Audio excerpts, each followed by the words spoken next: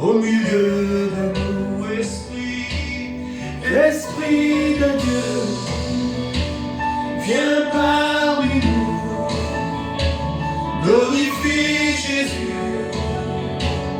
au milieu de nous, Esprit de Dieu, viens parmi nous, glorifie Jésus, au milieu de nous.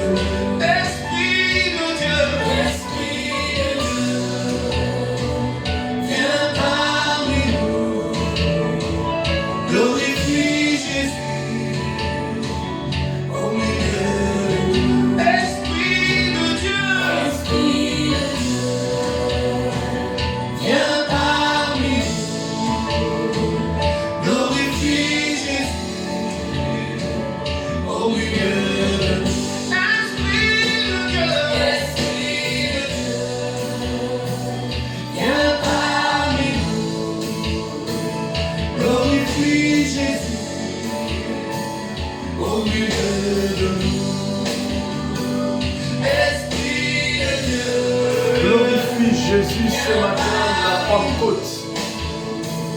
Glorifie Jésus ce matin de la Pentecôte.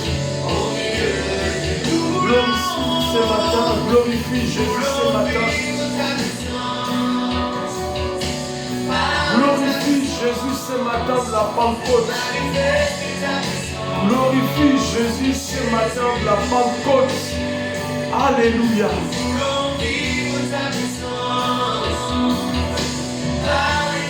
Parlez de ta puissance. Manifeste ta puissance. Jésus. Nous voulons vivre ta puissance. Parlez de ta puissance. Manifeste ta puissance. Ce jour de la Pentecôte. Merci. Manifeste ta puissance.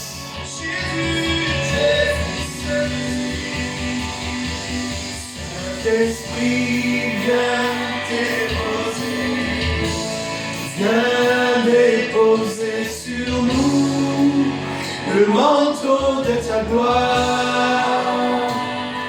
Saint-Esprit, viens déposer sur nous le manteau de ta gloire. Saint-Esprit, viens déposer sur nous le manteau de ta gloire. Saint-Esprit, viens déposer sur nous le manteau de ta gloire. Saint-Esprit de Dieu, merci.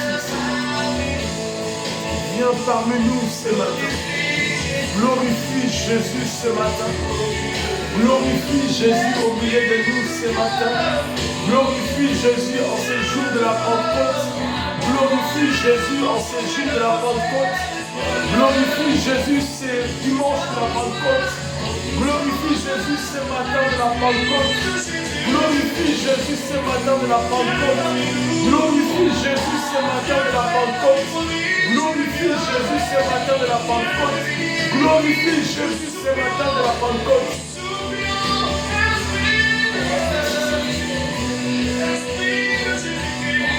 Viens parmi nous, Seigneur. Nous avons besoin de toi ce matin. Glorifie Jésus ce matin de la Pentecôte. Glorifie Jésus ce matin. Glorifie Jésus ce matin, Saint-Esprit. Ce jour, grand jour, ce jour solennel, ce jour où nous nous souvenons de la venue du Saint-Esprit. Le Saint-Esprit qui nous a été promis, le consolateur, le paraclet. Glorifie Jésus ce matin, Saint-Esprit. Ce matin, de la Pentecôte, glorifie Jésus. Saint-Esprit, merci. Merci Saint-Esprit. Merci Saint-Esprit. Merci Saint-Esprit. Merci Saint-Esprit. Merci Saint-Esprit. Merci Saint-Esprit. Merci Saint-Esprit. Merci Saint-Esprit. Merci Saint-Esprit. Saint-Esprit, merci.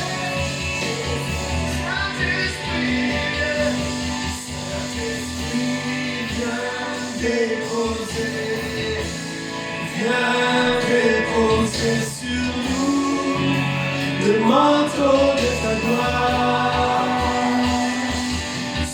Saint-Esprit, viens déposer sur nous le manteau de ta gloire. Saint-Esprit, viens déposer. Viens déposer sur nous le manteau de ta gloire.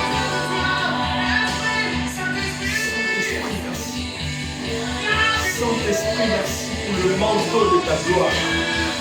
Saint-Esprit, merci pour ce matin. Saint-Esprit, merci pour ce matin. Saint-Esprit, merci pour ce matin. Saint-Esprit, merci ce matin. Viens déposer sur nous. Viens déposer ce matin. Viens déposer ce matin le manteau de ta gloire. Viens déposer ce matin dans nos vies le manteau de Jésus, le manteau de ta gloire. Saint-Esprit, dépose le manteau du Père. Le manteau de ta gloire. Déclare-le-moi là où tu es. Saint-Esprit, viens déposer.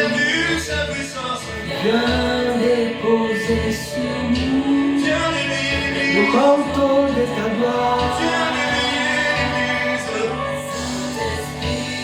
Viens déposer, afin que les pécheurs ne soient plus péchés en parlant le manteau de ta gloire.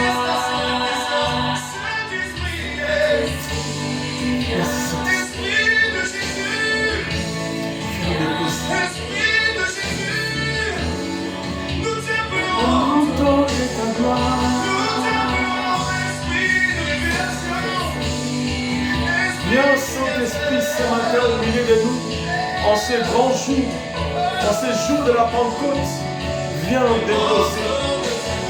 Comme tu l'as fait à nos aïeux, comme tu l'as fait à nos aïeux, comme tu l'avais fait à nos aïeux, dépose sur nous le manteau. Dépose sur nous.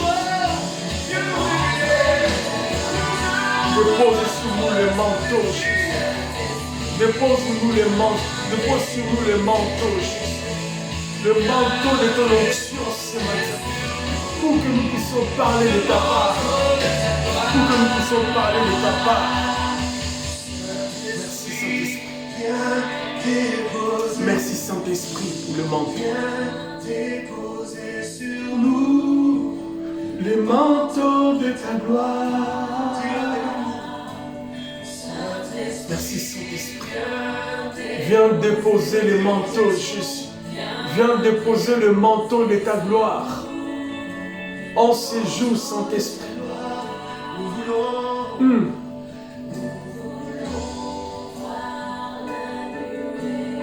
Nous voulons voir la lueur du ciel descendre.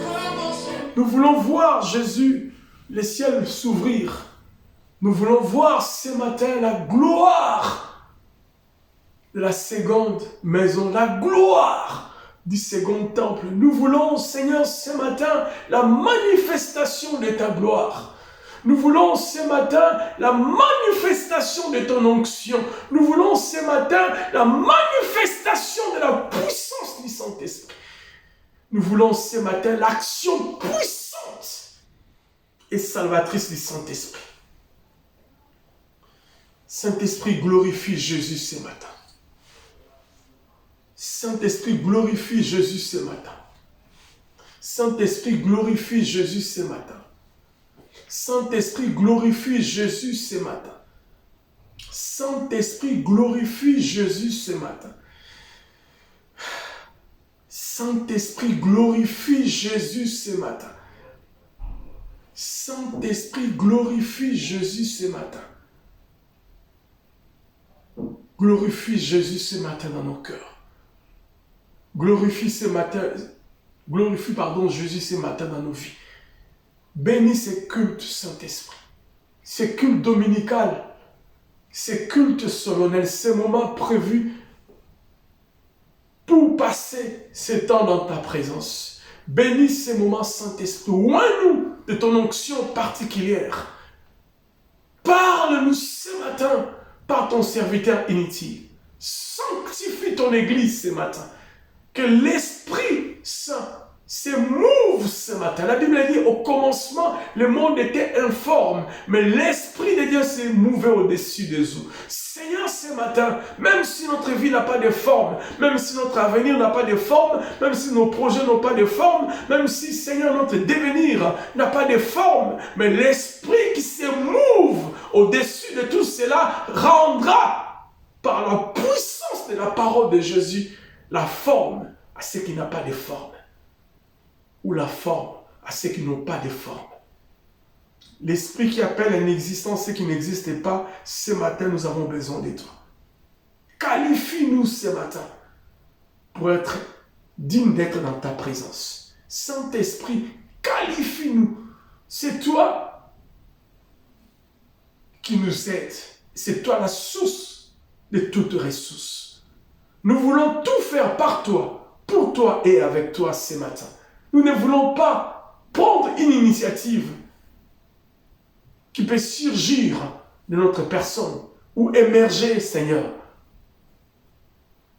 de nos compétences ou de quoi que ce soit, ni même de notre expérience. Mais nous voulons, Seigneur, que Jésus s'élève ce matin au milieu de nous, à travers de ces cultes et aussi à travers de la parole. Saint-Esprit, glorifie Jésus.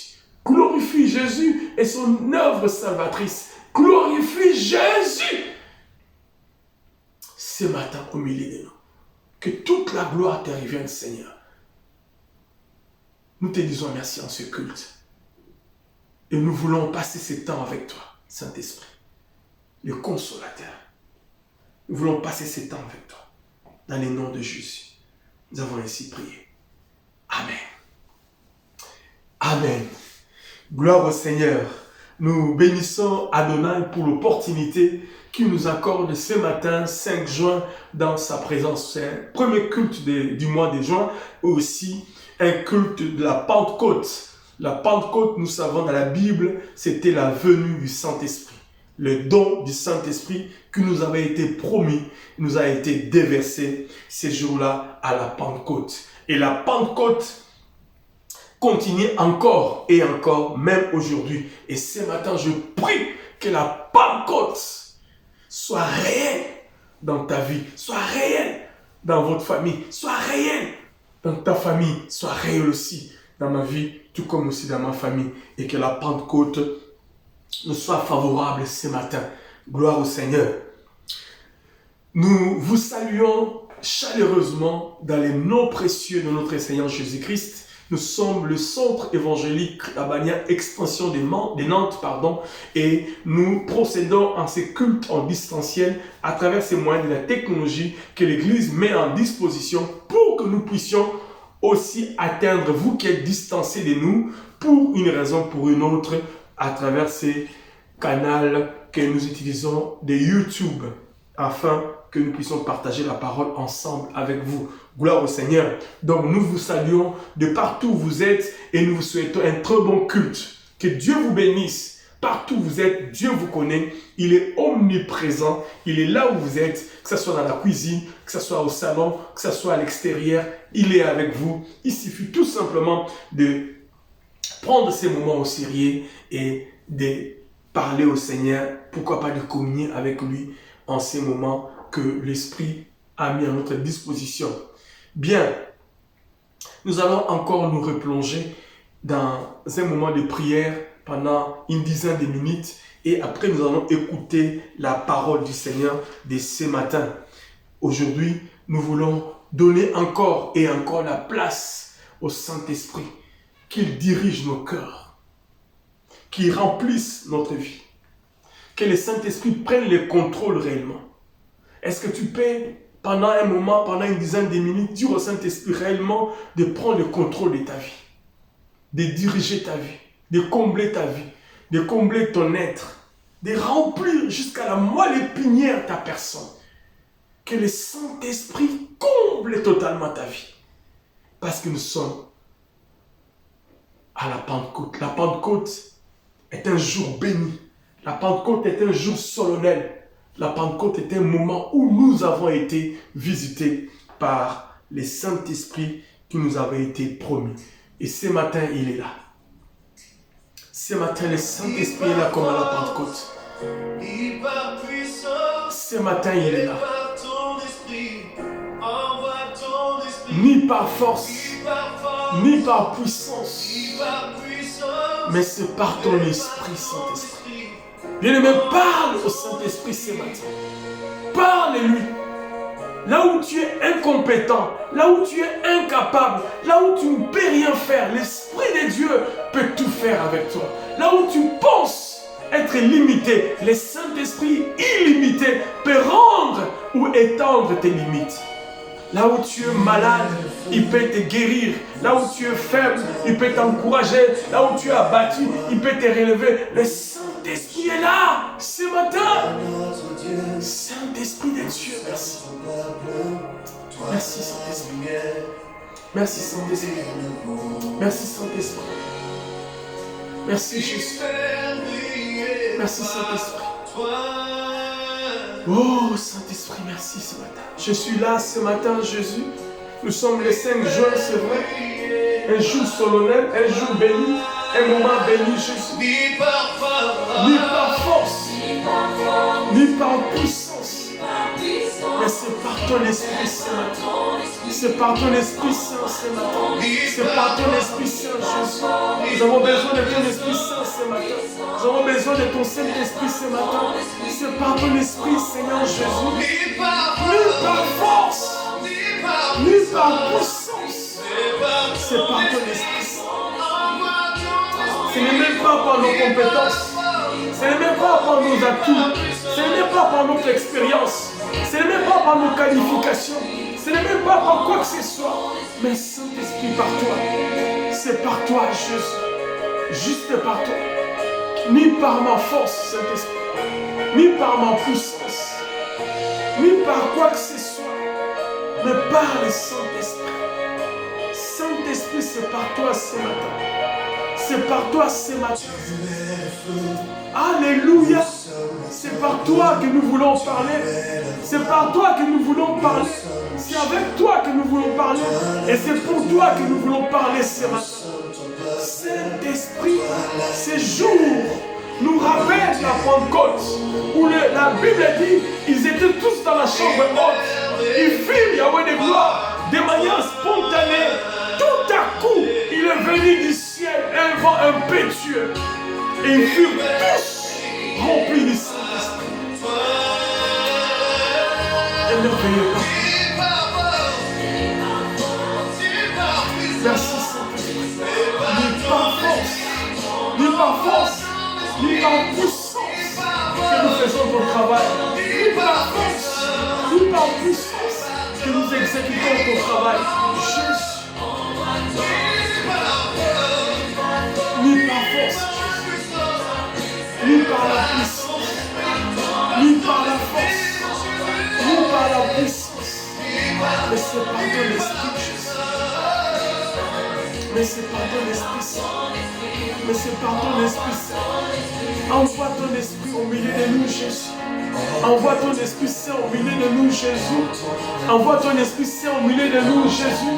Ce matin, on se culte. Nous voulons que le Saint-Esprit s'émouve. Saint-Esprit, nous avons besoin de toi. La Bible dit il est avantageux que Jésus s'en aille pour que le Saint-Esprit vienne. Tu as dit dans ta parole, méchants que vous êtes, vous donnez des bonnes choses à vos enfants. Accordez tout votre trésor, moi, votre Père, ne vous donnera-t-il pas le Saint-Esprit si vous me le demandez? Saint-Esprit, c'est toi qui brises les joues, c'est toi qui brises l'incrédulité, c'est toi qui convainc, c'est toi qui arrondis les hommes, c'est toi qui travailles le cœur. C'est toi qui travailles le cœur. Saint-Esprit, Saint-Esprit, Saint-Esprit, c'est toi, c'est toi.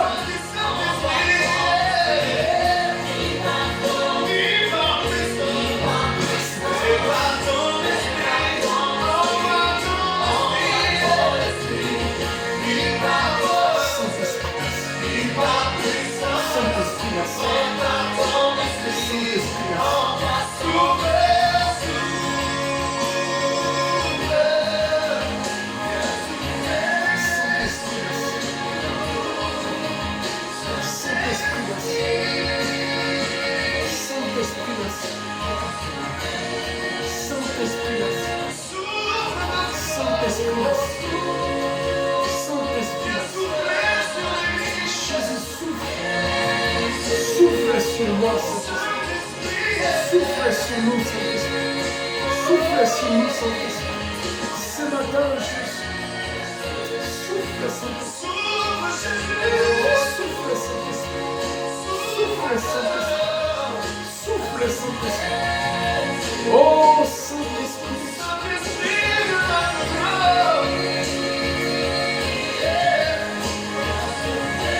Viens souffler sur moi, Saint-Esprit. Viens souffler sur moi, Saint-Esprit. Viens souffler sur moi, Saint-Esprit. Viens souffler sur moi, Saint-Esprit. Viens souffler sur moi, Saint-Esprit. Viens souffler sur moi, Saint-Esprit. Viens souffler sur moi, Saint-Esprit. Viens souffler sur moi, Saint-Esprit. Viens souffler sur moi, Saint-Esprit.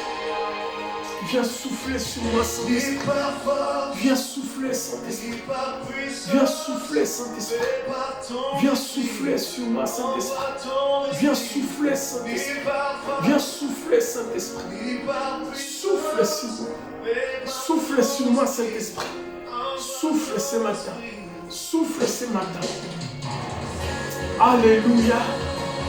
Sakaraba shekeme hokoloba santa baba. Saint-Esprit de Dieu, souffle. Souffle, Saint-Esprit. Souffle, Saint-Esprit. Bien-aimé, ce matin que l'Esprit souffle sur toi. Laisse-toi être imbibé dans le Saint-Esprit. Laisse-toi être emporté par le Saint-Esprit. Laisse-toi être rempli du Saint-Esprit. Laisse-toi être animé par le Saint-Esprit. Laisse-toi être chargé par le Saint-Esprit. Laisse-toi être emporté par le Saint-Esprit. Laisse-toi être rempli du Saint-Esprit. Merci Saint-Esprit, Seigneur. Merci pour ta présence. Merci Saint-Esprit pour ta présence ce matin. Saint-Esprit, merci. Souffle sur nous ce matin. Souffle sur nous ce matin. Souffle sur nous ce matin. Souffle sur nous ce matin. Alléluia, Saint-Esprit, merci. Merci, Saint-Esprit.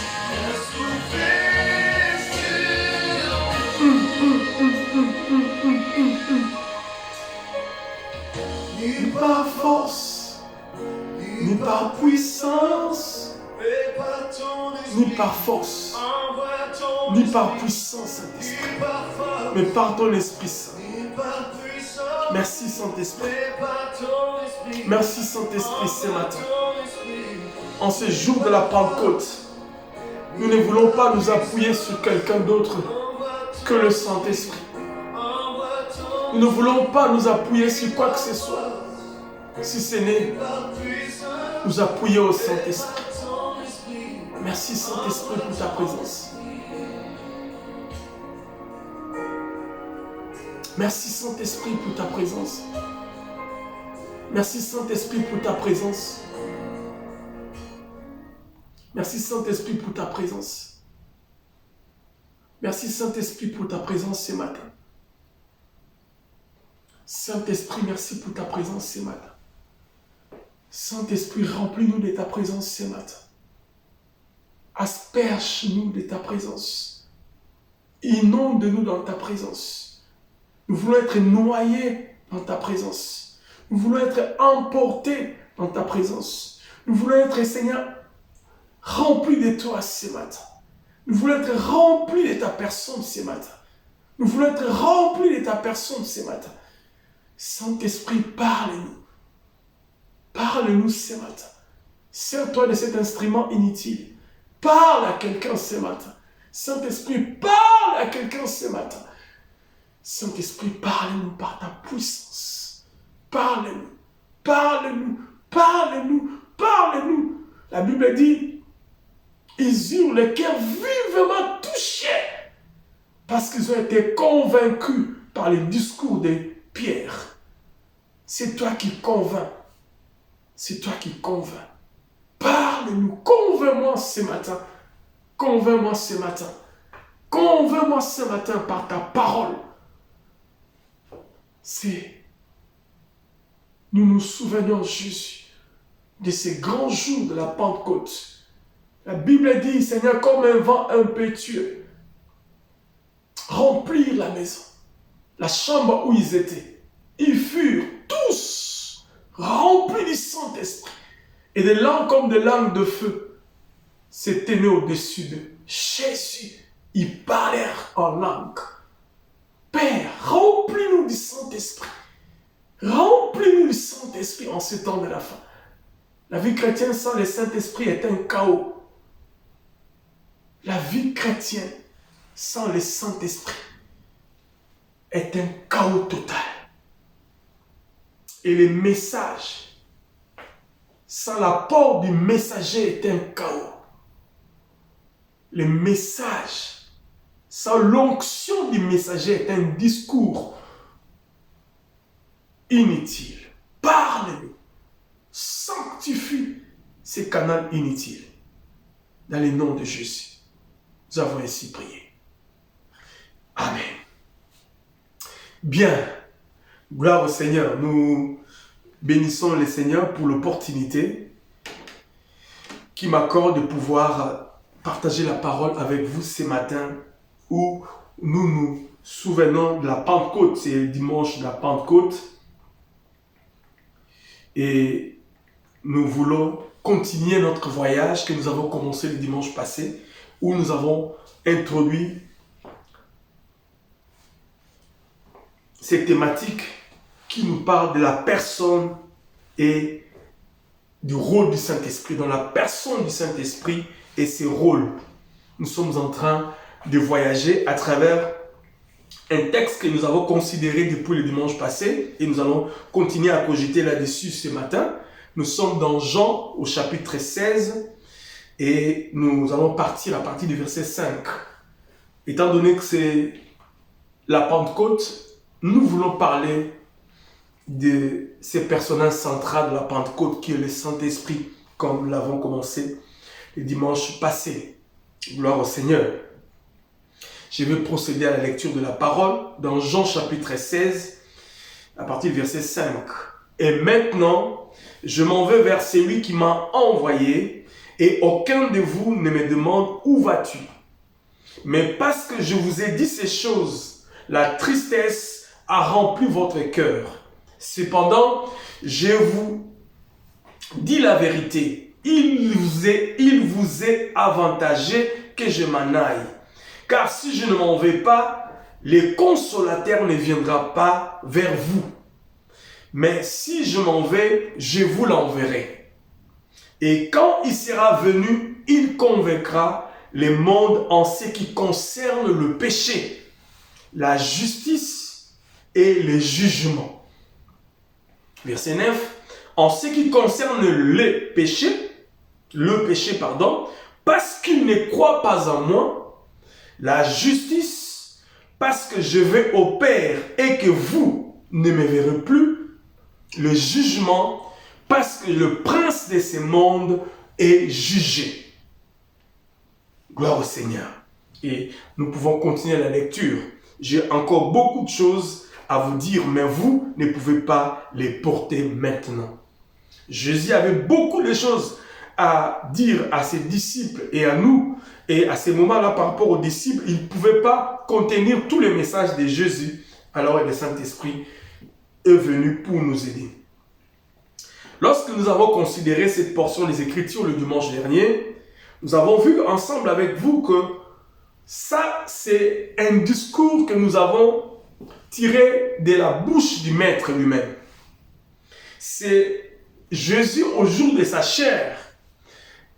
Il a tenu ses discours devant une foule qui les suivait ou devant les disciples en particulier. Et nous voulons ensemble, c'est ce que nous avons commencé le dimanche passé, ensemble avec vous, essayer d'analyser ces discours et voir dans quel sens ces messages nous parlent et nous parlent encore aujourd'hui. Donc, nous essayons par la grâce du Seigneur d'interpréter les discours sortis de la bouche du Maître lui-même, Adonai, Jésus-Christ, notre Seigneur et Sauveur. La Bible parle de lui comme jamais un homme n'a parlé comme cet homme.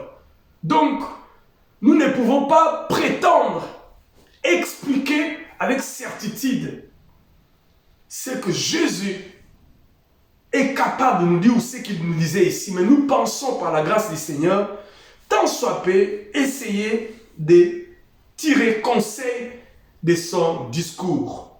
Il avait une pédagogie lorsqu'il était ici-bas et pendant qu'il enseignait à ses disciples.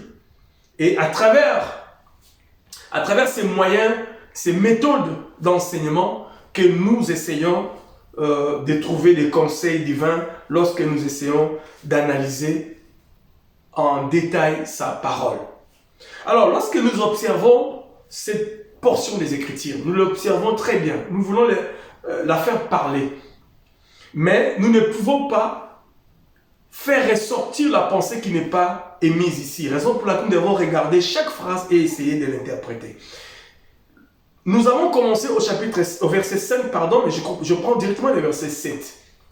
Il dit cependant, je vous dis la vérité, il vous est avantageux que je m'en aille, car si je ne m'en vais pas, le consolateur ne viendra pas vers vous. Mais si je m'en vais, je vous l'enverrai.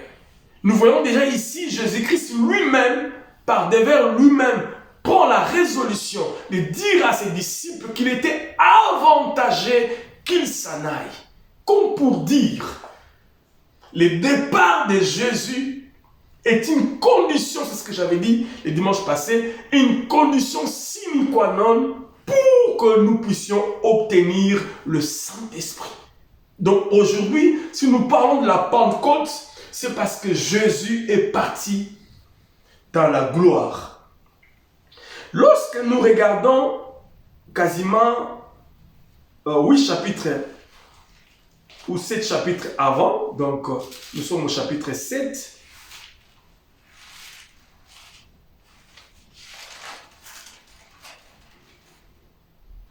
disons 9 chapitres avant, pardon. Nous sommes au chapitre 7 et le verset 37. Chapitre 7, verset 37.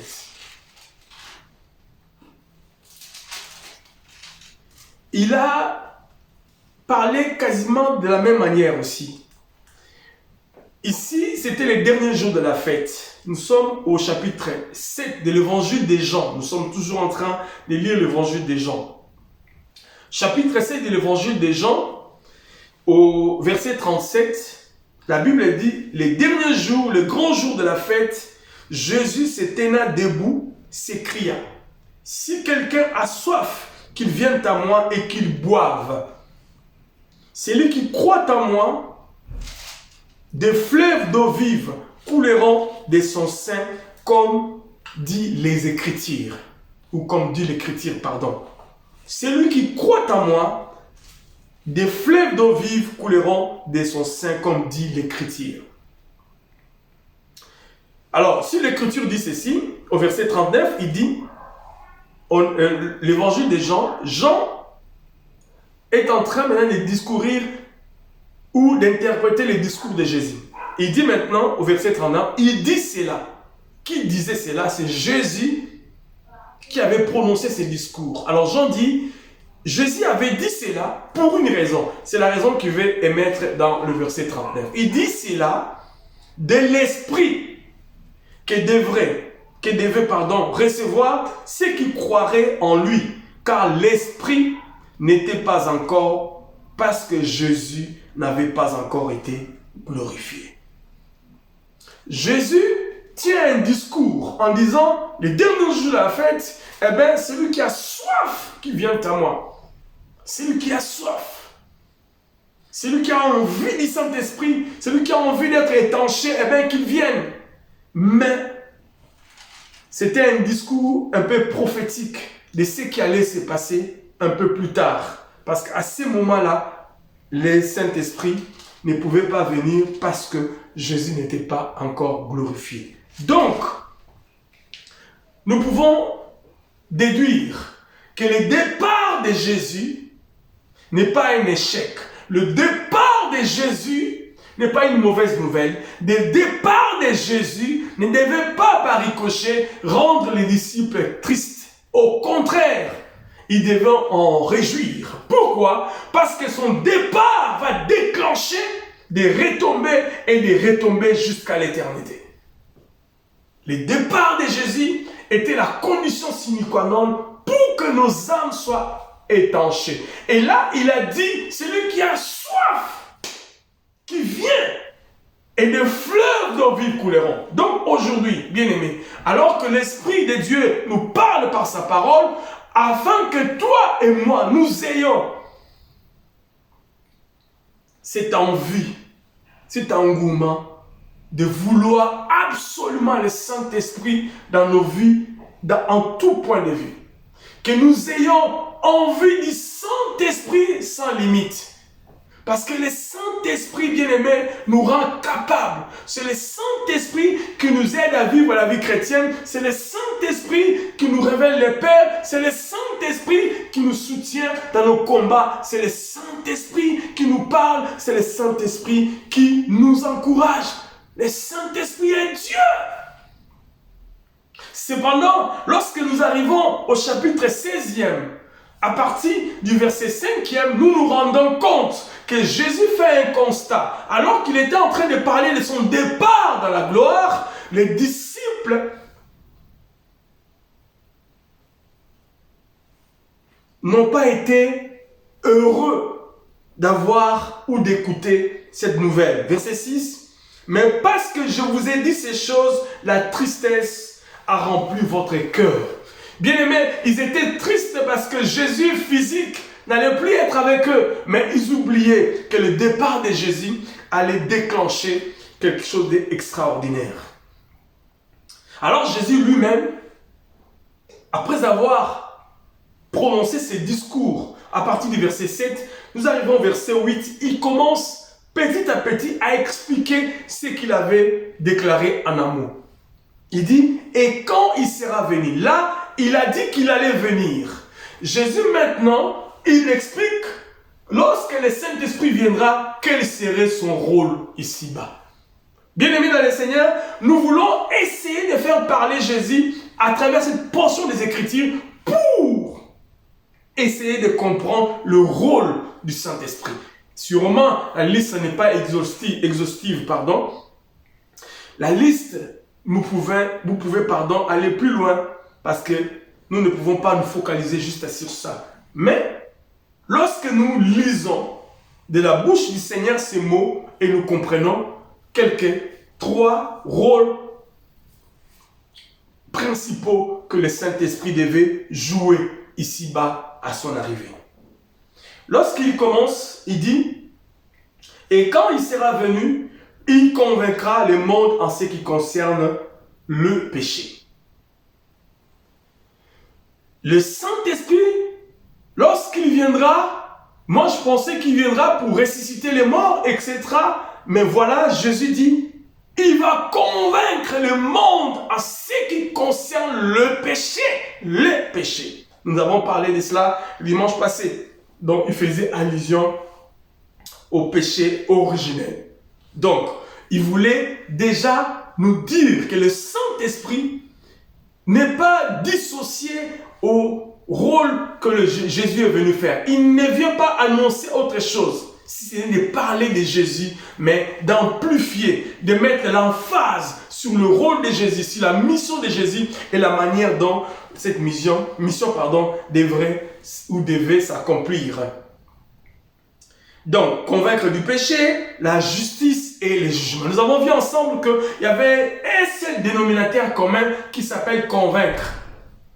Le verbe est convaincre. Donc, le Saint-Esprit avait pour rôle de convaincre et convaincre pour trois choses. C'est ce que nous avons dit, que ce sont trois idées principales que nous pouvons, pour nous, à notre niveau, considérer comme le rôle du Saint-Esprit lorsque il nous sera donné.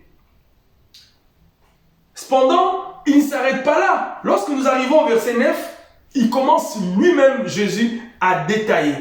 Il commence à décortiquer chaque degré du rôle ou chaque degré des responsabilités du Saint-Esprit. On a dit qu'il y a trois rôles principaux et il essaye maintenant d'expliquer lui-même selon la parole. Au verset 9, en ce qui concerne le péché, parce qu'il ne croit pas à moi.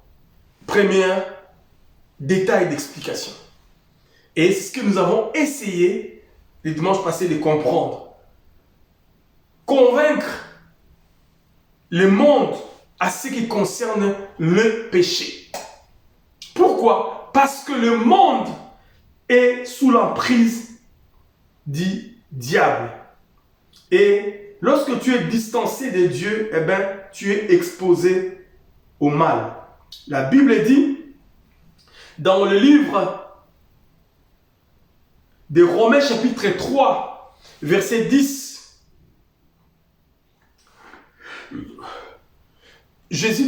apôtre Paul déclare dans Romains chapitre 3, verset 10, qu'il n'y a point de juste, pas même un seul. Tous ont péché. Pas même un seul. Donc, tous, l'humanité tout entière a été sous les jougs de l'ennemi. Et il fallait que le Saint-Esprit fasse ce travail. Comme pour dire, il était en train d'enfoncer le clou sur le rôle qu'avait joué Jésus ici-bas, ou le travail que Jésus était en train de faire. Ce travail, ça s'appelle la rédemption.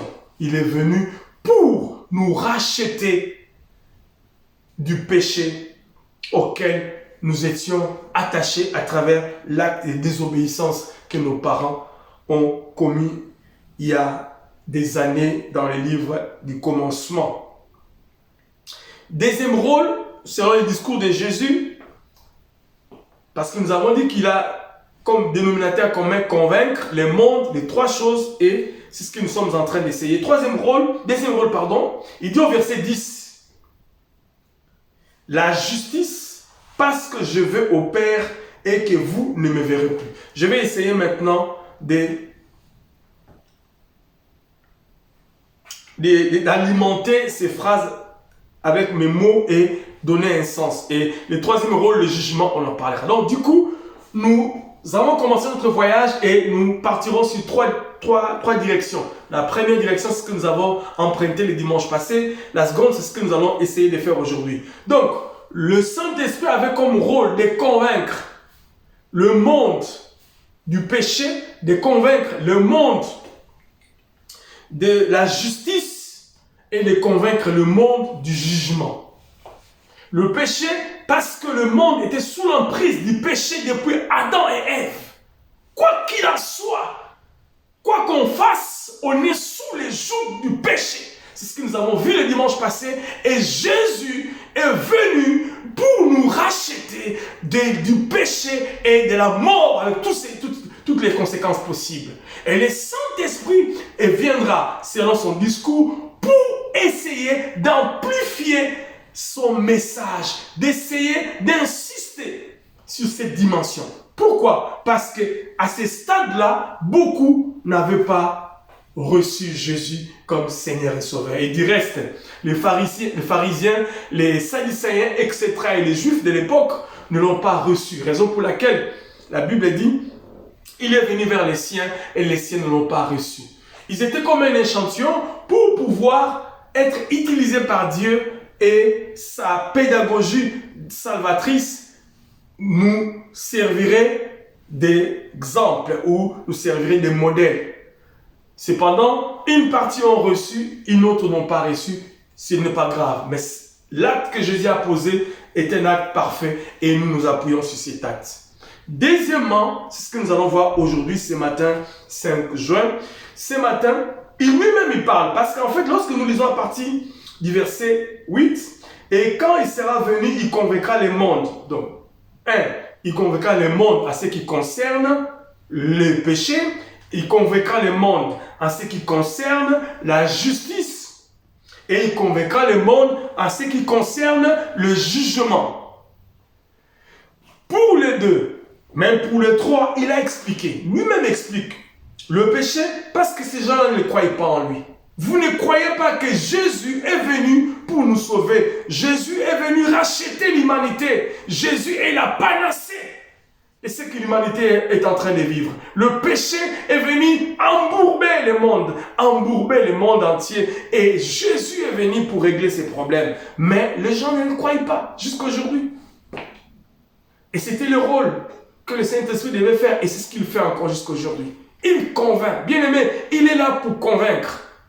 Parce que ce n'est pas évident de croire en Dieu. Beaucoup aiment bien être scientifiques, être réfléchis, être calculateur. Ils préfèrent croire à ce qu'ils voient, croire, je ne sais pas en quoi, mais croire en Dieu, c'est difficile.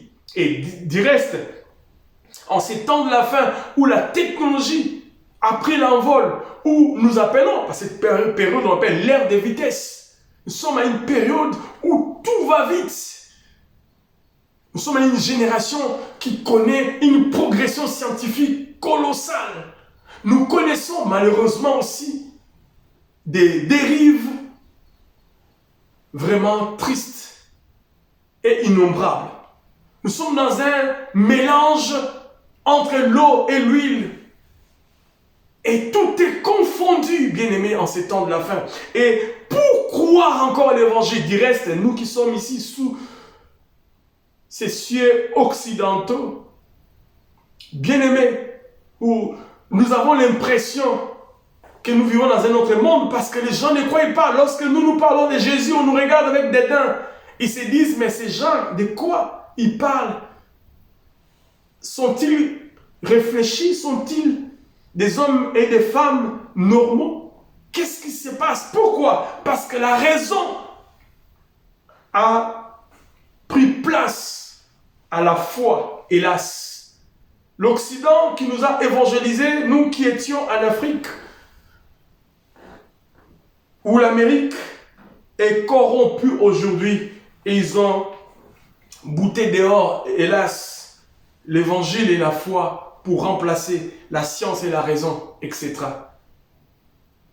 Pourtant, la raison, bien aimée, n'est pas distancée de l'évangile. La foi, ce n'est pas une folie. Même si nous pouvons la définir par moment ainsi. Mais nous ne nous appuyons pas sur des fables. Nous ne nous appuyons pas sur des raisons dites. Mais nous nous appuyons sur la parole. Nous nous appuyons sur la parole. Cette parole est la vérité. Donc notre foi a une raison. Notre foi est seulement battue sur les promesses vécues. Parce que la Bible est une vérité. Cependant, ceux qui ne croient pas en cela pensent que nous nous appuyons sur n'importe quoi. Et c'est cela le rôle du Saint-Esprit pour convaincre cette catégorie de personnes.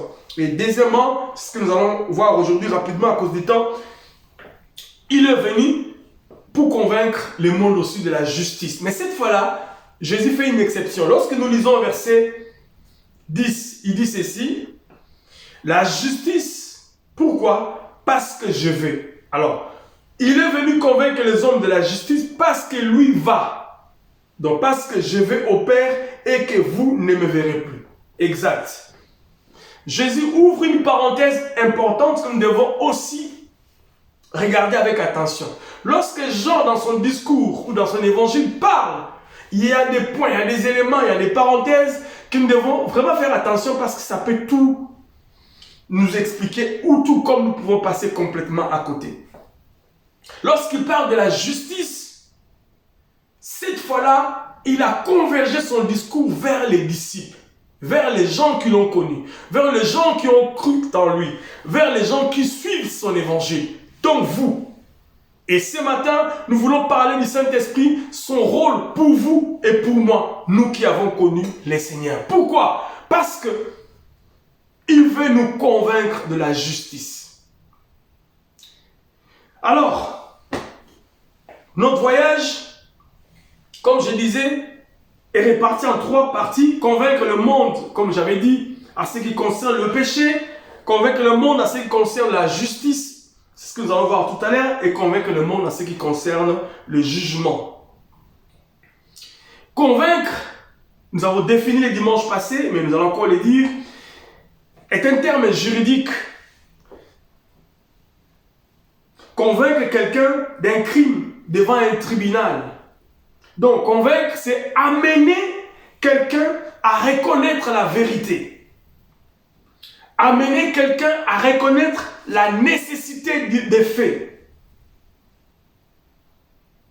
Ou la nécessité, d'une proposition.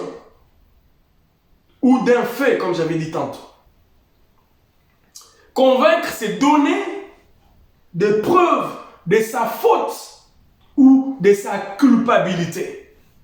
Lorsqu'une partie convainc le juge ou les jurys parce qu'il a exhibé des arguments solides pour la culpabilité de la personne à côté. Ou vice-versa, l'autre a présenté des arguments pour convaincre le jury de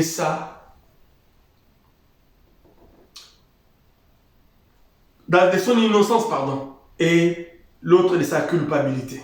Donc du coup, convaincre, c'est le verbe que le Saint-Esprit veut que nous puissions retenir, et ce verbe est attaché à son rôle comme dénominateur commun. Donc, convaincre, c'est ça, amener quelqu'un à reconnaître une vérité ou un fait, une proposition, etc. Alors, convaincre le monde de ce qui concerne la justice, l'Esprit de Dieu aussi révèle aussi la justice de Dieu qui nous est accordée pour notre justification. Pourquoi Jésus s'est adressé à nous directement, c'est-à-dire aux disciples. Il dit, la justice parce que je vais au Père et que vous ne me verrez plus. La justice parce que je vais le Saint-Esprit va vous convaincre de la justice parce que moi je vais au Père. Quel est le lien qu'il y a entre le fait de partir dans la gloire vers le Père et la justice auquel le Saint-Esprit va nous convaincre? Oui, justement, son départ dans la gloire, son départ vers le Père, c'est justement l'acte vers laquelle Jésus va poser là-bas. C'est cet acte-là qu'on appelle la justification. Qu'est-ce qui se passe? Cette portion des Écritures veut tout simplement nous aider en tant qu'enfants de Dieu de ne pas prendre les choses de Dieu comme si c'était du théâtre, de ne pas considérer la parole de Dieu comme une histoire tissée de fils blancs, de ne pas prendre à la légère les sacrés. Bien-aimés dans le Seigneur, Jésus allait partir dans la gloire afin d'accomplir une œuvre. Et cette œuvre-là allait avoir comme retombée dans la vie des disciples qu'on appelle la justification. Et la justification permet à ce que le monde, que vous et moi, que nous qui avons compris le message et accepté Jésus, que nous puissions passer des hommes fautifs aux hommes innocents. Du condamné au justifié. Et c'est ce qu'il allait faire. Donc du coup, Jésus, dans son discours, lorsqu'il arrive à ce moment, il veut que le disciple soit attentif, qu'il comprenne que c'est vraiment un moment solennel. C'est vraiment un moment important que nous, en tant qu'enfants de Dieu, nous devons à chaque fois ressasser. Ces moments-là, ces instants où Jésus est allé dans la gloire, cette période-là, ce voyage-là, eh bien, tout ce que nous aurons fait est un échec. Qu'est-ce qui va se passer? On va essayer de voir dans quelques secondes. Alors que, lorsque nous disons que Romain a dit, au chapitre 3, verset 10, qu'il n'y a pas de juste, pas même un seul, comment Jésus nous dit que le Saint-Esprit va nous convaincre, parce que là, cette fois-là, il s'adresse à nous, les disciples, nous les croyants en lui. Comment va-t-il nous convaincre de la justice pendant que nous ne sommes pas justes? Et la Bible dit, il n'y en a même pas un seul. Qu'est-ce qui se passe? Qu'est-ce qui est caché derrière cette courte phrase? La justice, parce que je vais au Père et que vous ne me verrez plus. Évidemment, Jésus n'est plus... Il s'est manifesté pendant quelques jours, pendant, je crois, quarantaine de jours, avec les disciples après sa résurrection, bien sûr. Et après, il est parti dans la gloire et le Saint-Esprit est venu. Donc, il est en train de dire, quand lui partira, cet échange entre lui et le Saint-Esprit, lui, on ne le verra plus. Nous verrons maintenant le Saint-Esprit. Et c'est le Saint-Esprit qui va continuer à faire le travail pour nous convaincre de la justice. Alors, lorsque nous lisons dans les livres des Hébreux chapitre 9, c'est là où nous pouvons tout comprendre. Hébreux chapitre 9, ça va nous aider à comprendre de quoi Jésus était-il en train de parler à ses disciples. Nous allons lire tout simplement à partir du verset 11. Mais Christ est venu comme souverain sacrificateur des biens à venir. Il a traversé les tabernacles plus grands et plus parfaits, qui n'est pas construit des mains d'hommes, c'est-à-dire qui n'est pas de cette création. Et il est entré une fois pour toutes dans le lieu très saint, non avec le sang des boucs et des veaux, mais avec son propre sang, et a obtenu une rédemption éternelle. Car si le sang des taureaux et les boucs et la cendre d'une vache répandue sur ceux qui sont souillés sanctifie et procure la pureté de la chair, combien plus le sang de Christ, qui par un esprit éternel s'est offert lui-même sans tâche à Dieu, purifiera-t-il votre conscience des œuvres mortes, afin que vous serviez les dieux vivants. Et c'est pour cela qu'il est le médiateur d'une nouvelle alliance, afin que la mort étant intervenue pour le rachat des transgressions, afin que la mort étant intervenue pour le rachat des transgressions commises sous la première alliance, ceux qui ont été appelés reçoivent l'héritage éternel qui leur a été promis. Gloire au Seigneur. Ici, l'écrivain à l'épître aux Hébreux nous parle maintenant de ce Jésus et de ce voyage, de ce que Jésus a dit à une phrase. Vous ne me verrez plus parce que je vais vers le Père. Et mais lorsque je m'en irai, le Saint-Esprit viendra pour vous convaincre de la justice. Je m'en vais pour vous obtenir la justice. Je m'en vais pour vous justifier devant le Père. Lorsque j'aurai accompli ce rôle, le Saint-Esprit viendra pour vous aider maintenant à être convaincu que ce rôle, c'est le rôle que vous attendiez depuis toujours. Come on. Juste une phrase, mais nous pouvons comprendre que cette phrase-là, elle est importante. Comme pour dire, si je ne m'en vais pas, donc vous n'aurez pas non plus la justice. Ne soyez pas tristes. Mon départ, mon voyage vers le Père est pour vous salutaire. Pourquoi? Parce qu'il apporte la justice parce que vous, au départ, vous étiez injuste et condamné. Excusez-moi. Et condamné. Alors, le résumé de ce que l'Épître aux Hébreux nous relate ici, c'est ce qui s'est passé. Ce que j'avais dit, prenons au sérieux les choses de Dieu. Ne prenons pas à la légère les choses de Dieu. Qu'est-ce qui s'est passé? Depuis les temps anciens, depuis Genèse, Dieu a commencé à poser, comme dans un jeu de puzzle, en train de poser des pions, de poser des éléments, de poser des choses pour que nous ayons petit à petit des intercelles, afin de comprendre où il veut nous amener. Il a choisi une nation qui s'appelle Israël comme un échantillon, afin de pouvoir conjuguer avec lui, ou avec elle, pardon, cette nation, un moment d'intimité, conjuguer des efforts, de les aider à comprendre. Je ne sais pas, tout ce qu'il faisait, c'était pour nous comme une pédagogie. Jésus, dans la Bible, nous présente sa façon de procéder comme des images, comme des types. L'Ancien Testament est la préfiguration du Nouveau.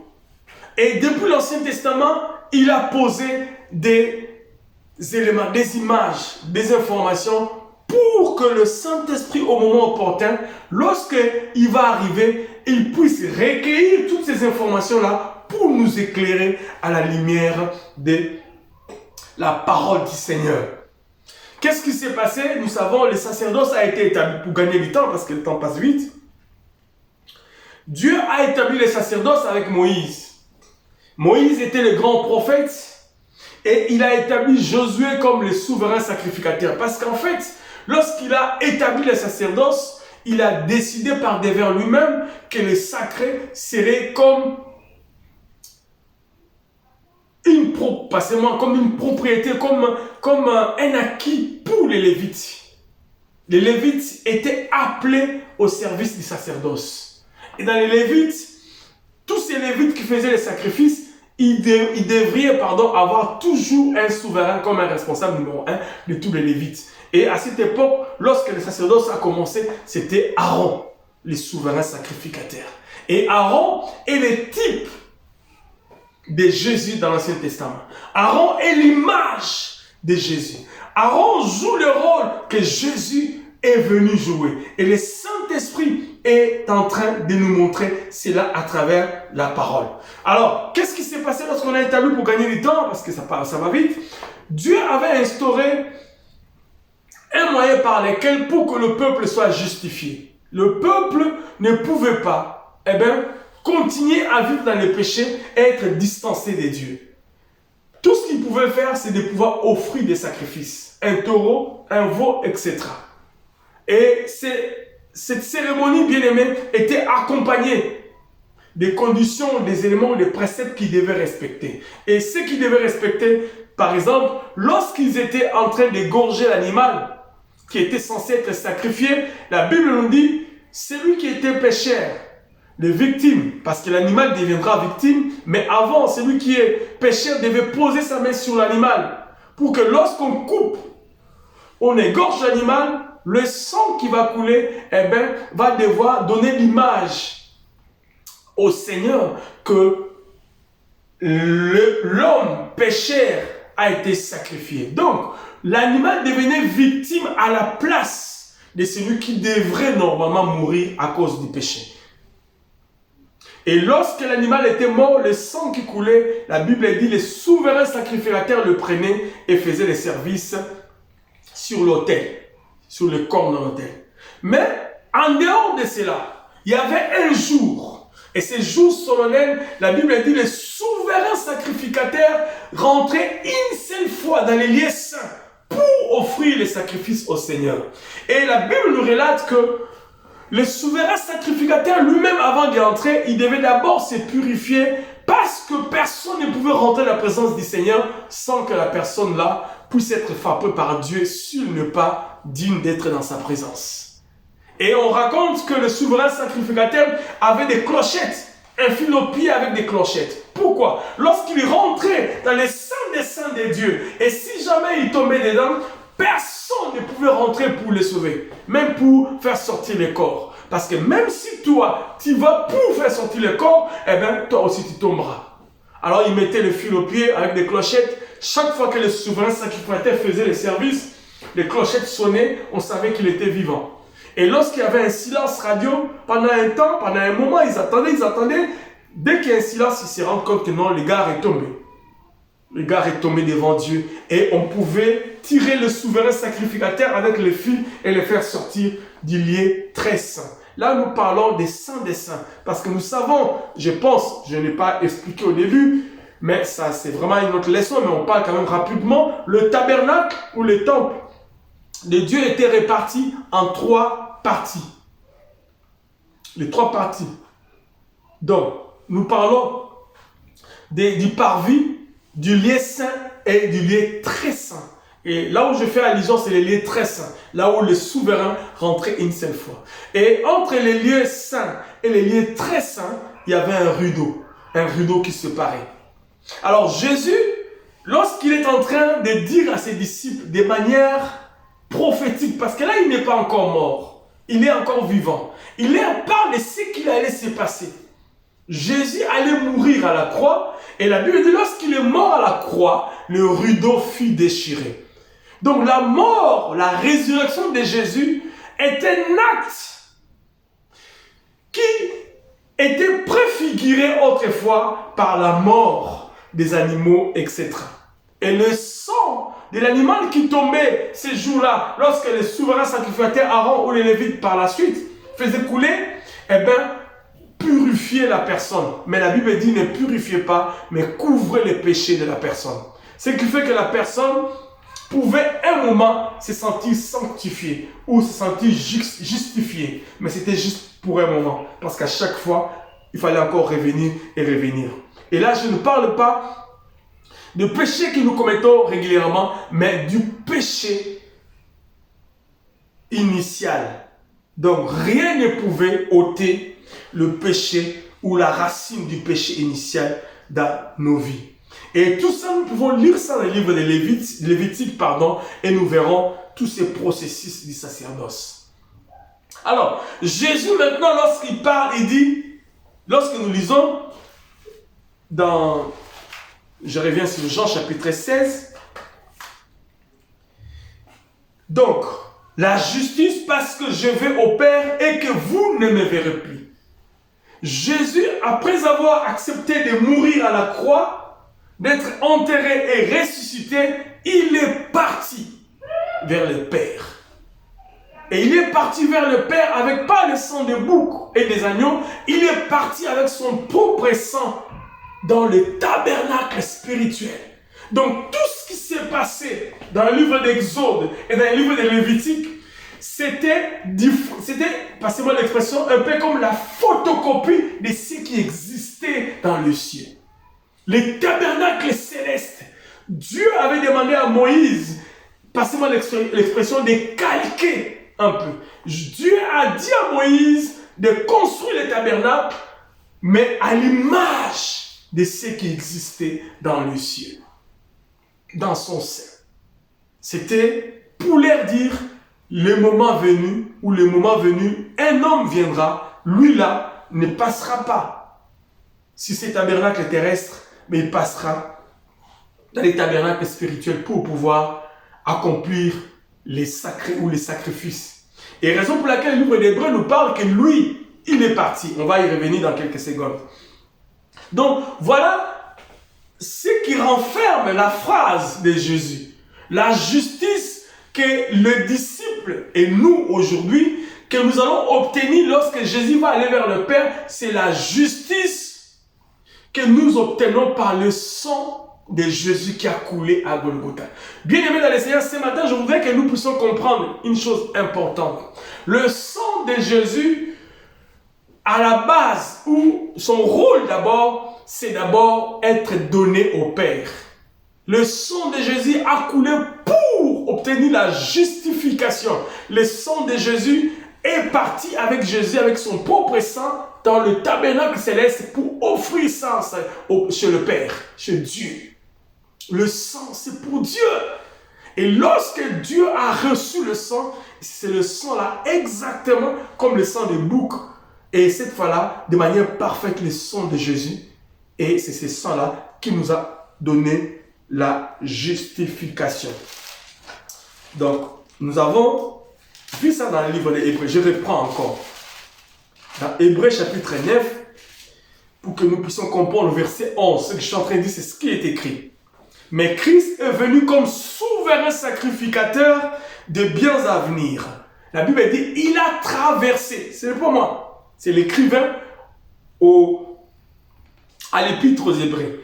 Il a traversé les tabernacles plus grands et plus parfaits. Donc, il n'a pas traversé ces tabernacles ici, à partir du parvis, lieu saint et jusqu'à les lieux très saints.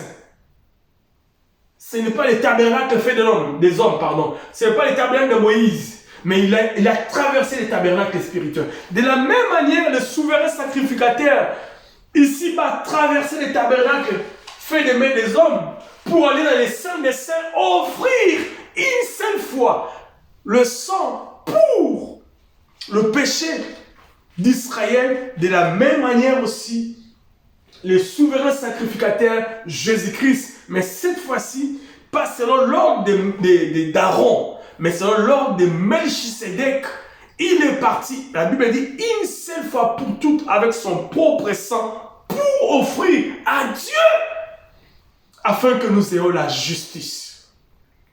Et c'est cela, le rôle que le Saint-Esprit devait faire pour nous faire comprendre l'importance du sang de Jésus, l'importance du sacrifice de Jésus. Lorsqu'en tant qu'enfant de Dieu, tu ne te rends pas compte du privilège que tu as d'être justifié par la mort de ce Jésus, eh bien, tu es en train de suivre comme des moutons. Le christianisme sans Jésus, le christianisme sans la mort et la résurrection de Jésus est une fausseté. Ce qui fait du christianisme une église vraie, que dis-je?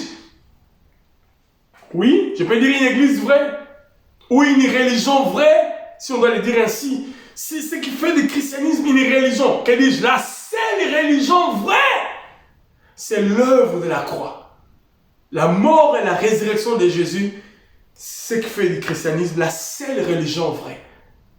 Aucune religion au monde n'a connu un homme comme c'est Jésus. Ils ont eu des prophètes, mais jamais le leur a accompli l'œuvre que Jésus a accomplie, obtenir la justice.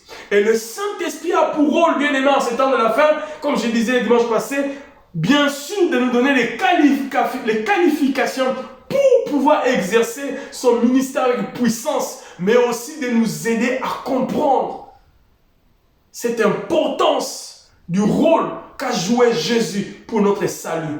À chaque fois lorsque nous nous rendons compte de cela, eh bien, nous sommes sérieux dans nos actes, dans tout ce que nous faisons. Parce que cette œuvre, personne ne pouvait l'accomplir. Et la Bible dit, comme je disais tantôt,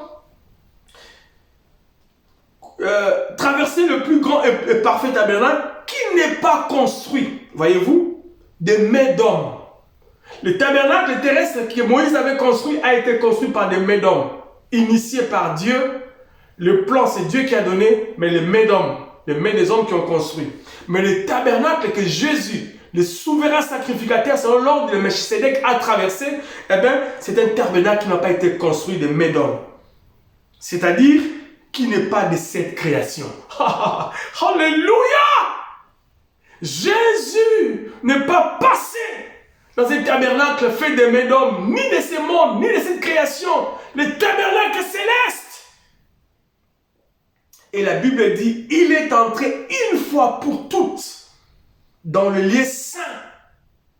Non avec le sang. C'est ce que je disais tantôt. Non avec le sang de boucs et de veaux, mais avec son propre sang et ayant obtenu une rédemption éternelle. Bien-aimés, le rôle du Saint-Esprit en ces temps de la fin, c'est de nous convaincre à ces choses. Pourquoi? Pour que nous puissions être conscients de ce que nous sommes et que nous ayons une vie d'intégrité, une vie de crainte de l'Éternel. Parce que l'œuvre de la croix, nous ne pouvons pas nous amuser avec. À un moment donné, bien aimé, la Bible dit à la voix de l'archange, au son de la trompette, ceux qui auront en eux, ceux qui auront accepté que le Seigneur puisse imprimer le caractère de sa personne en eux, eh bien, vont entendre le son de la trompette. Et tout cela à cause du Saint-Esprit. Nous pouvons passer beaucoup de temps à chercher ce que nous avons envie d'avoir ici-bas, mais plus nous devons chercher l'essentiel. La Bible dit, cherchez premièrement le royaume et la justice de Dieu, et toutes ces choses vous seront données par-dessus tout. Bien-aimés, nous aimons l'argent, nous aimons les voyages, nous aimons les mariages, nous aimons tout ce que nous aimons, mais d'abord le ciel. Alléluia. D'abord le ciel, bien-aimés. En ces temps de la fin, les hommes et les femmes ont fixé les regards vers le monde. Tout le monde préfère recevoir ici-bas, recevoir ici-bas, recevoir ici-bas. Et nos messages sont calqués sur base des besoins des gens. Nos messages sont calqués sur base des envies des gens. Les messages sont calqués sur le personnage que nous avons dans nos églises. Alléluia. Et Jésus, lorsqu'il leur a dit, lorsque le Saint-Esprit viendra, il va vous convaincre de cette justice. Nous sommes justifiés à cause de cette œuvre salvatrice. Et lorsque vous regardez l'histoire des apôtres et de ses disciples, bien aimés, la plupart ont vécu des moments difficiles. Mais à cause de l'espérance qu'ils avaient. Pourquoi? Parce que le Saint-Esprit les a convaincus tellement que rien ne pouvait les vaciller. Bien-aimés, nous sommes ballottés par les vents et marées. Pourquoi? Parce que nous ne connaissons pas notre identité. Et nous ne nous rendons pas compte de ce travail de la justice. Cette justice que nous avons obtenue à la croix. Alléluia. Lorsque maintenant nous arrivons au chapitre 20e, toujours de l'évangile de Jean, il y a un texte assez curieux. Jean n'a pas été assez bavard, mais nous essayons par la grâce du Seigneur d'essayer de trouver la pensée qui est cachée derrière. Nous sommes dans Jean au chapitre 20e, à partir du verset 16. Je prends à partir du verset 14 pour comprendre un tout petit peu le contexte, parce que nous ne voulons pas faire sortir les textes lire les textes hors contexte. Sinon, ça devient un prétexte. Alors, Jean chapitre 20e, à partir du verset 14, nous dit ceci. En se disant cela, elle se retourna. Là, nous sommes dans le contexte de la résurrection de Jésus-Christ. C'est Jean le seul qui nous a relaté cette portion des Écritures. Dans ce sens-là, dans cette direction. C'est lui qui a parlé dans cette direction-là. En disant cela, elle se retourna et elle vit Jésus. Ça, c'est Marie. Donc, lorsque vous commencez, je prends seulement le verset 11 pour que nous puissions comprendre. Cependant, Marie s'est tenue dehors, près du sépulcre, et pleurait. Comme elle pleurait, elle se baissa pour regarder dans le sépulcre. Donc, pour regarder dans le sépulcre, et elle vit des anges vêtus de blanc, assis sur la place où avait été couché le corps de Jésus. L'un à la tête et l'autre aux pieds. Ils lui dirent, « Femme, pourquoi pleures-tu » Elle leur répondit, « Parce qu'ils ont enlevé mon Seigneur et je ne sais où ils l'ont mis. » Verset 14, en disant cela, elle se retourna et elle vit Jésus, debout. Mais elle ne savait pas que c'était Jésus. Jésus lui dit, « Femme, pourquoi pleures-tu? Qui cherches-tu » Elle pensa que c'était les jardiniers.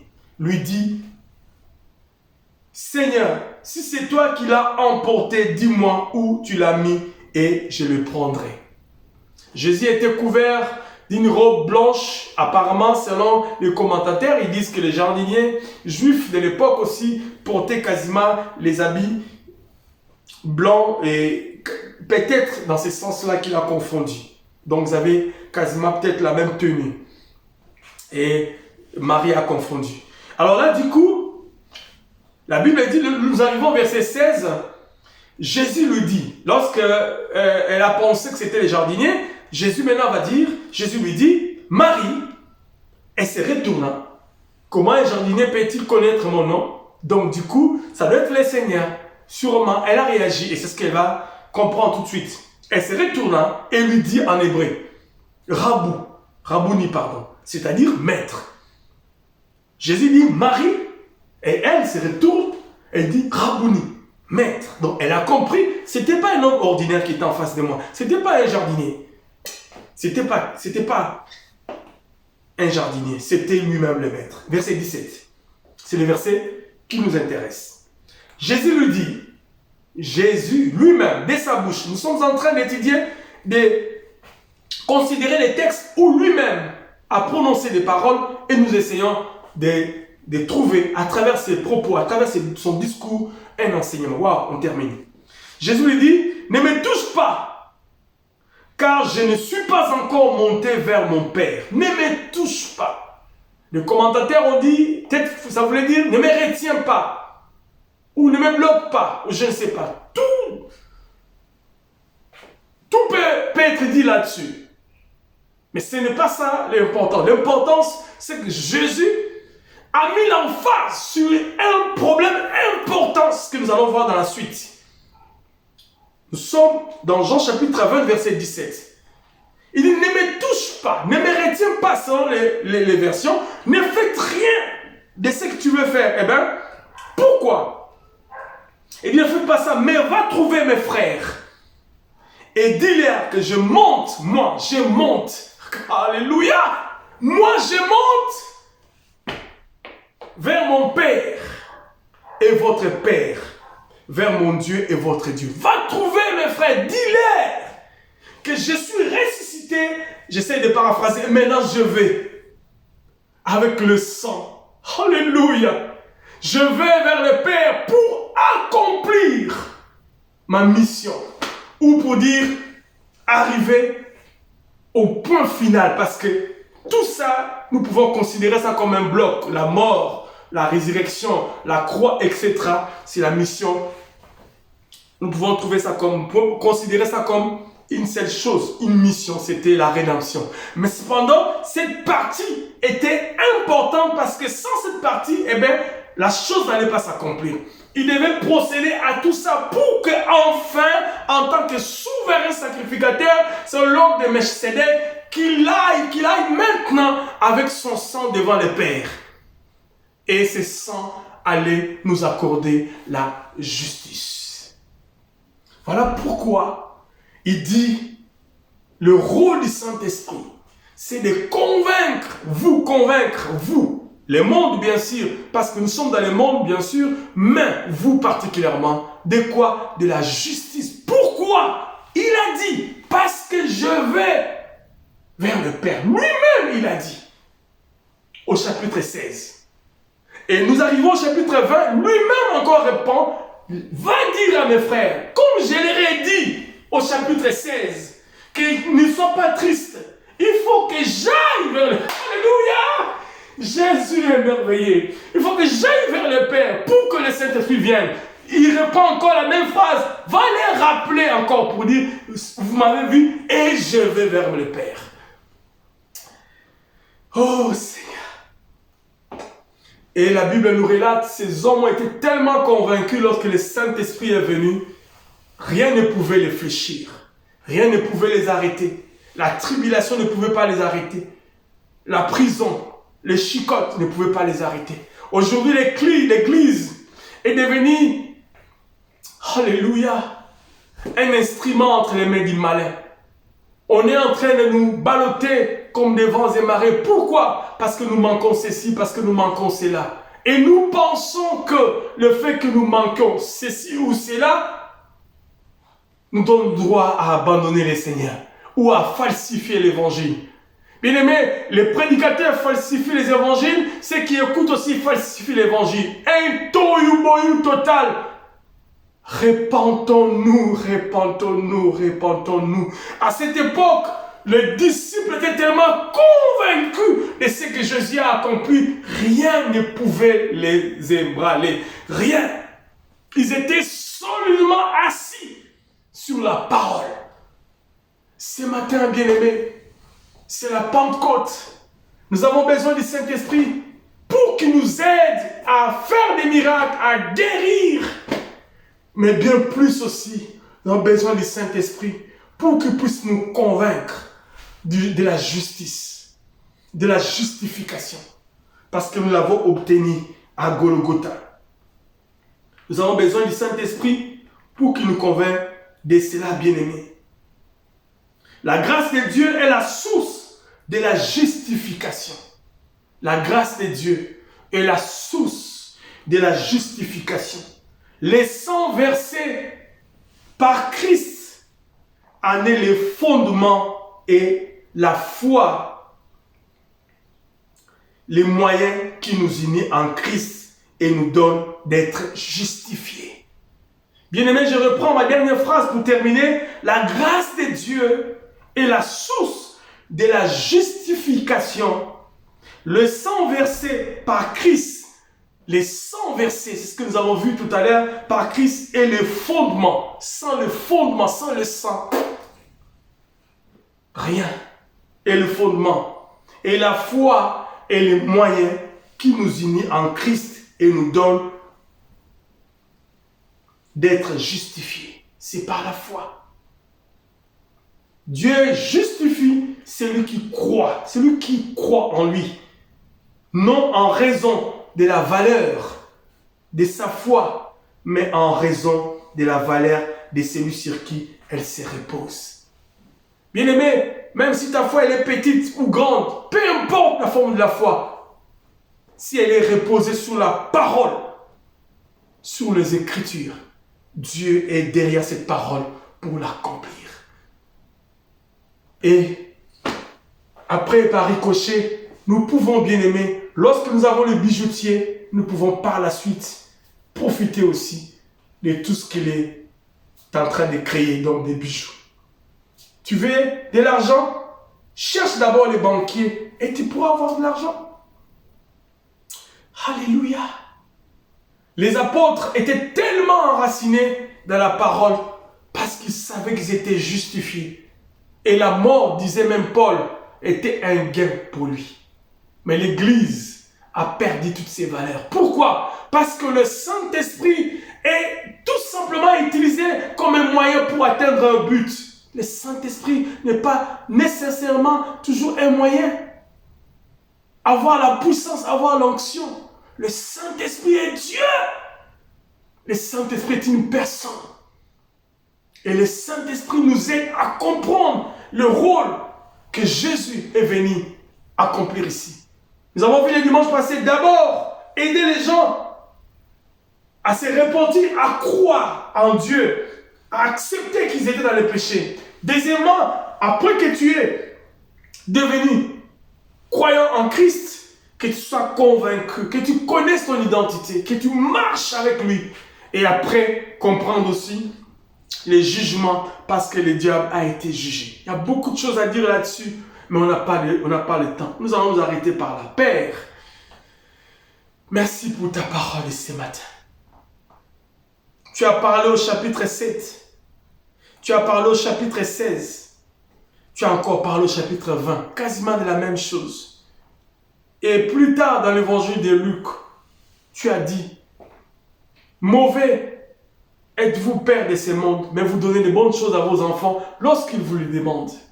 À combien plus forte raison, moi, votre Père, ne vous donnera-t-il pas le Saint-Esprit lorsque vous allez me demander? Oh Seigneur, envoie-nous le Saint-Esprit. Comme à la Pentecôte, comme autrefois à la Pentecôte, comme autrefois à la Pentecôte. Merci Seigneur pour ta parole. Sanctifie cette parole. Toi, le souverain sacrificateur selon l'ordre de Melchisédek. Celui qui n'a pas ni père, ni mère, ni commencement, ni fin.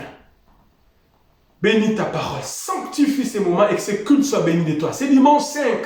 Soit un culte, soit un dimanche solennel, pardon. Bénis chacun de nous et fais du bien à ton peuple par ta parole. Dans le nom de Jésus, nous avons ainsi prié. Amen.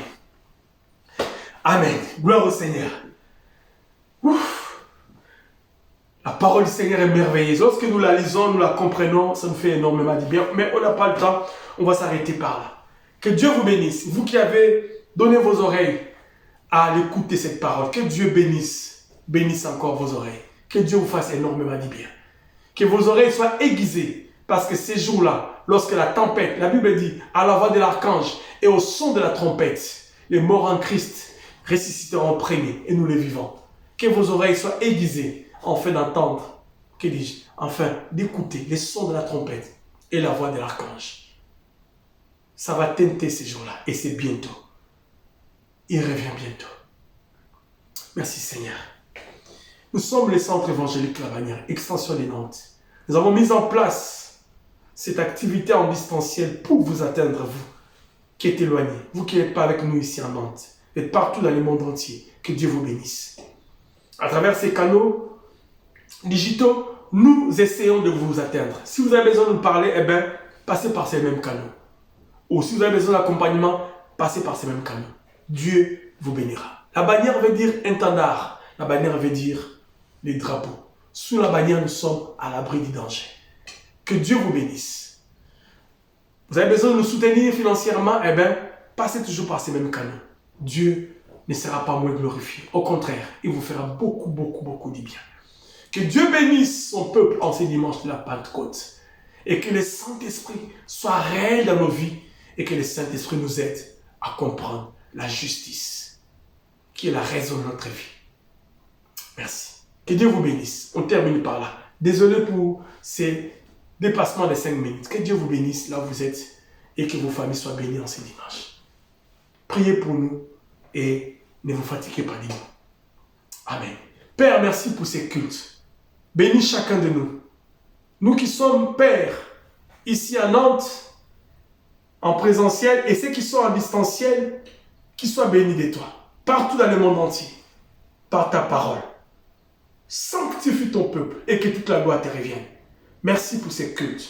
Ton serviteur inutile, tu l'as aidé peut-être avec ses lèvres balbutiantes à parler de ta part. Sûrement, Jésus, il y a eu des erreurs. Sûrement. Mais aide ton peuple à tirer du bon dans ces messages pour son salut, pour l'avancement du royaume des cieux. Dans le nom de Jésus, nous avons ainsi prié et nous disons Amen. Amen. Que Dieu vous bénisse.